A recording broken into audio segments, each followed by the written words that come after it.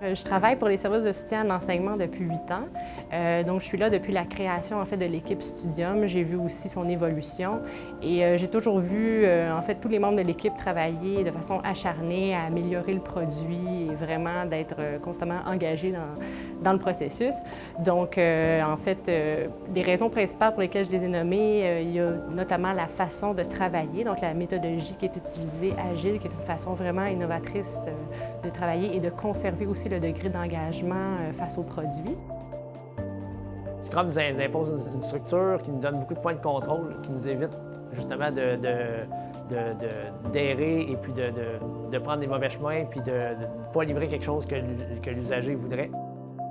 Parce que dans le fond, on fonctionne avec des sprints de 3 semaines, c'est-à-dire des itérations de 3 semaines. Fait qu'on a une rencontre de planification où on choisit une quantité de travail à réaliser. Là, l'équipe s'engage à réaliser ce travail-là. On travaille pendant 3 semaines. À chaque jour, on se rencontre pour être sûr que l'avancement de l'itération est bonne, qu'on va réussir à terminer le travail, que les trucs vont être testés. Et donc, comme c'est des petits cycles de 3 semaines, bien, il y a moins de chances qu'on se mette à aller dans une mauvaise direction parce que rapidement, on essaie de capturer le plus vite possible du feedback pour être en mesure de s'orienter comme il faut puis de refaire des bons choix pour l'itération qui suit.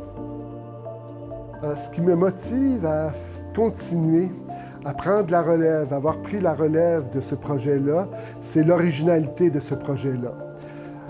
L'originalité dans l'organisation du travail. C'est unique à l'Université de Montréal et je crois que ce serait un exemple à suivre. Vous avez donc une équipe DTI, donc une équipe de développeurs, d'analystes, qui travaillent au sein d'un service, qui est le service de soutien à l'enseignement.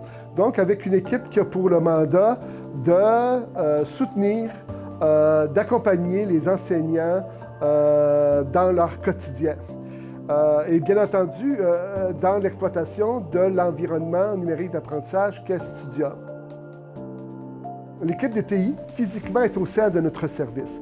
Donc, les conseillers pédagogiques sont en relation continuelle avec l'équipe de développement de Studium, qui est un pairage gagnant, parce que ça permet, cette proximité-là, ça permet dans le développement, je dirais, un développement qui est plus centré sur les besoins.